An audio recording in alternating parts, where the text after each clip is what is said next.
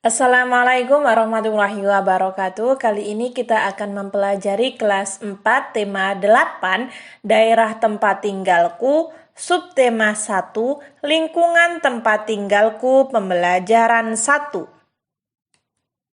Coba kalian perhatikan gambar ini.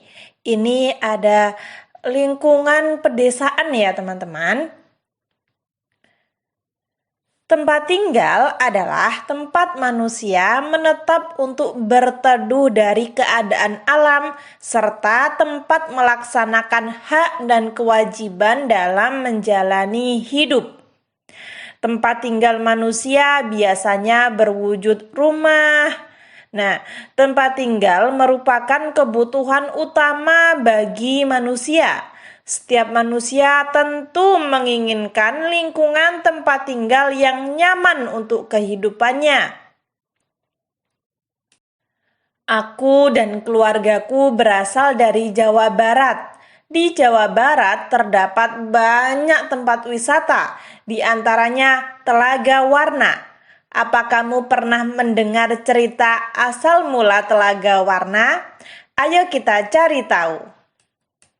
Nah, asal mula Telaga Warna. Nah, seperti ini gambarnya. Asalnya gimana sih? Dahulu kala di Jawa Barat ada raja dan permaisuri yang belum dikaruniai anak. Padahal mereka sudah bertahun-tahun menunggu. Akhirnya raja memutuskan untuk bertapa di hutan. Di hutan, raja terus berdoa kepada Yang Maha Kuasa. Raja meminta agar segera dikaruniai anak. Doa raja pun terkabul. Permaisuri melahirkan seorang bayi perempuan. Raja dan permaisuri sangat bahagia. Seluruh rakyat juga bersuka cita menyambut kelahiran putri raja. Raja dan permaisuri sangat menyayangi putrinya. Mereka juga sangat memanjakannya. Segala keinginan putrinya dituruti. Tak terasa, putri raja telah tumbuh menjadi gadis yang cantik. Hari itu dia berulang tahun ke-17. Raja mengadakan pesta besar-besaran. Semua rakyat diundang ke pesta.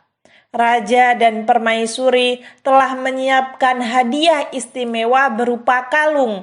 Kalung terbuat dari untayan permata berwarna-warni. Saat pesta berlangsung, raja menyerahkan kalung itu. Kalung ini hadiah dari kami. Lihat, indah sekali bukan? Kamu pasti menyukainya, kata raja. Raja bersiap mengalungkan kalung itu ke leher putrinya. Sungguh di luar dugaan, putri menolak mengenakan kalung itu. Aku tak suka kalung ini, ayah, tolak putri dengan kasar. Raja dan permaisuri terkejut. Kemudian permaisuri berusaha membujuk putrinya dengan lembut. Permaisuri mendekat dan hendak memakaikan kalung itu ke leher putrinya. Aku tidak mau. Aku tidak suka kalung itu. Kalung itu jelek, teriak putri sambil menepis tangan permaisuri. Tanpa sengaja kalung itu terjatuh. Permata-permatanya tercerai-berai di lantai. Permaisuri sangat sedih. Permaisuri duduk dan menangis. Tangisan permaisuri menyayat hati. Seluruh rakyat yang hadir turut menangis. Mereka sedih melihat tingkah laku putri yang mereka sayangi. Tidak disangka, air mata yang tumpah ke lantai berubah menjadi aliran air. Aliran air menghanyutkan permata-permata yang berserakan. Air tersebut mengalir keluar istana dan membentuk danau. Anehnya, air danau berwarna-warni seperti warna permata kalung putri. Kini daun itu dikenal dengan nama Telaga Warna. Nah, kurang lebih seperti itu ya teman-teman, asal-usul dari Telaga Warna. Siapa tokoh yang terdapat dalam cerita tersebut? Kak, apa sih tokoh? Tokoh itu orang yang berperan ya teman-teman, berperan dalam cerita tadi siapa saja. Nah, tadi ada permaisuri, putri raja, dan rakyat. Lalu ada rajanya juga, di mana raja melakukan pertapaan di hutan. Lalu apa hadiah yang disiapkan raja dan permaisuri untuk ulang tahun putrinya? Hadiah yang disiapkan oleh raja dan permaisuri untuk putrinya adalah kalung dengan untayan permata warna-warni. Mengapa permaisuri bersedih dan menangis?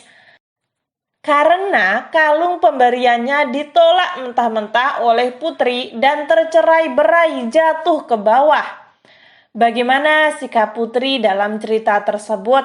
Nah, sikap putri tidak menghargai pemberian orang lain, tidak sopan dan kasar. Ceritakan kembali secara lisan dengan menyebutkan tokoh-tokoh yang ada dalam cerita asal mula Telaga Warna. Cerita asal mula Telaga Warna merupakan cerita fiksi. Cerita fiksi atau rekaan sengaja dikarang oleh pengarang. Cerita fiksi diolah berdasarkan pandangan, tafsiran, dan penilaian pengarang mengenai peristiwa-peristiwa, baik yang pernah terjadi secara nyata maupun hanya khayalan pengarang. Cerita fiksi dinikmati pembaca sebagai sarana hiburan. Nah, perlu saya perjelas di sini. Cerita fiksi itu cerita hayalan, sedangkan cerita non-fiksi adalah cerita nyata. Kurang lebih seperti itu ya teman-teman. Lalu pada halaman 5 yang bawah itu, ayo berdiskusi. Nah, apa sih cerita fiksi? Cerita fiksi adalah cerita yang bersifat hayalan dan tidak terjadi sebenarnya. Cerita fiksi dibuat sesuai dengan imajinasi dan kreativitas dari si penulis. Ciri-ciri cerita fiksi yang pertama, bersifat rekaan atau imajinasi dari pengarang. Memiliki kebenaran yang relatif dan tidak mutlak. Tidak menggunakan sistematika penulisan yang baku. Biasanya menggunakan bahasa yang konotatif. Apa itu konotatif, Kak? Konotatif adalah kalimat yang memiliki makna kias atau makna yang tidak sebenarnya. Kurang lebih seperti itu. Lalu mengandung pesan moral atau amanat tertentu. Itulah cerita fiksi ya teman-teman. Nah, sekarang coba kalian perhatikan gambar ini. Di dekat rumah Udin di Jawa Barat juga terdapat taman bermain. Udin dan saudara-saudara sepupunya bermain di sana. Dita ingin bermain ayunan. Udin membantu Dita menarik dan mendorong ayunan. Nah, seperti ini gambarnya. Udin menarik ayunan, kemudian Udin mendorong ayunan. Udin telah memberikan gaya pada ayunan itu. Apa yang disebut dengan gaya?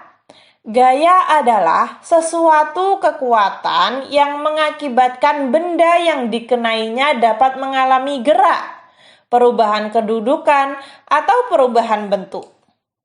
Gaya juga dapat diartikan sebagai tarikan atau dorongan yang dapat mempengaruhi keadaan suatu benda. Gerak, sedangkan gerak, apa sih itu gerak? Gerak adalah perpindahan kedudukan suatu benda terhadap benda lainnya, baik perpindahan kedudukan yang mendekati maupun menjauhi suatu benda atau tempat asal akibat benda itu dikenai gaya. Nah, Kak, saya kok masih bingung. Nah, di sini ada contoh. Langsung saja ya, ayo mencoba mendorong dan menarik meja. Di sini ada percobaan untuk membedakan gaya dan gerak. Nah, pada pertama ini, gambar yang pertama saya akan memperbesar. Nah, letakkan meja di tempat cukup luas, lalu dorong meja itu. Amati yang terjadi. Kita dorong, ya seperti ini. Meja bergerak dan berpindah tempat kan teman-teman? Nah, saya ulangi lagi. Nah, seperti ini. Mejanya berpindah dari sini ke sini. Karena apa? Karena ada gaya atau anak tersebut mendorongnya. Setelah itu, pada gambar yang kedua, tarik meja itu, amati yang terjadi pada meja. Kita tarik. Nah, mejanya juga berpindah dari sini ke sini. Karena apa? Karena tarian anak tersebut.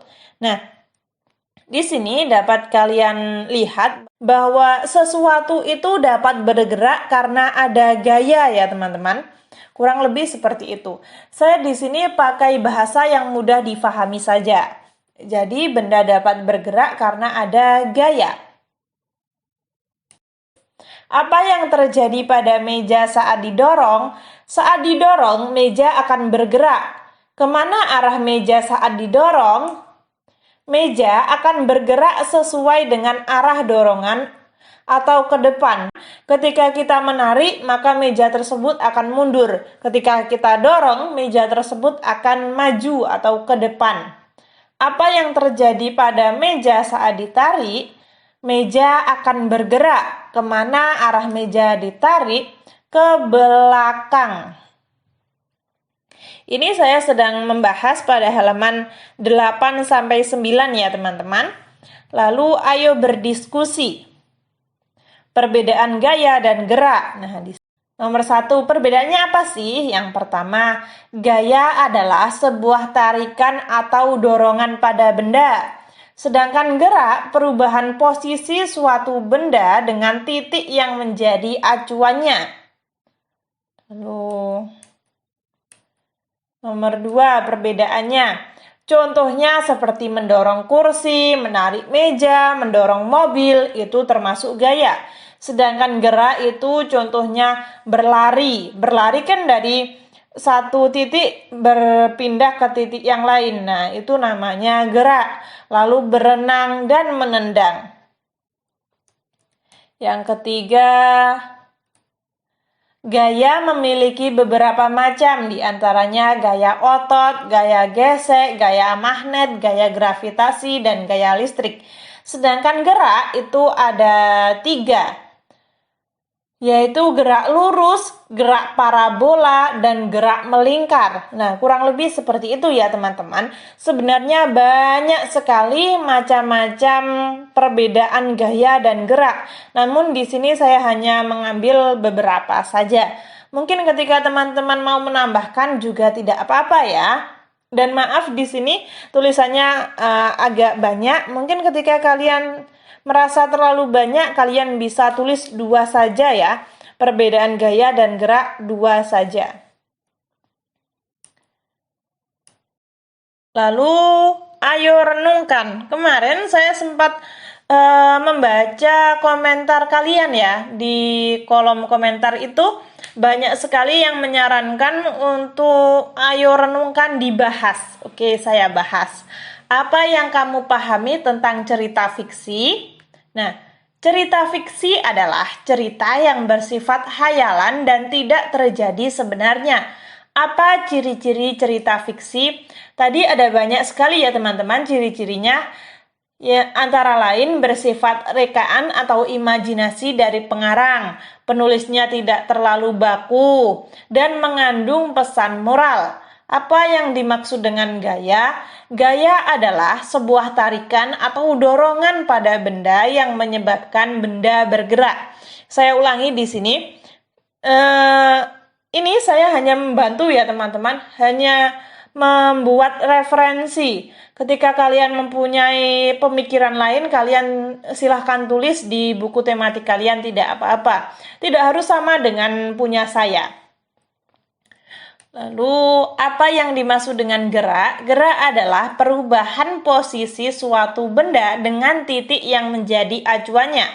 Sedangkan perbedaannya, gaya, tarikan atau dorongan yang menyebabkan benda bergerak. Sedangkan gerak adalah perpindahan tempat atau perubahan posisi. Benda tidak akan bergerak tanpa adanya gaya. Kurang lebih seperti itu ya teman-teman. Kesimpulan, tadi kita sudah belajar apa saja. Yang pertama, membaca teks cerita fiksi dan melakukan percobaan untuk mengetahui pengaruh gaya terhadap arah gerak benda. Ketika teman-teman ada saran, masih kurang paham, atau mungkin saya salah ketik atau salah pengucapan, kalian bisa tulis di komentar agar saya bisa memperbaikinya. Sekian, terima kasih. Wassalamualaikum warahmatullahi wabarakatuh.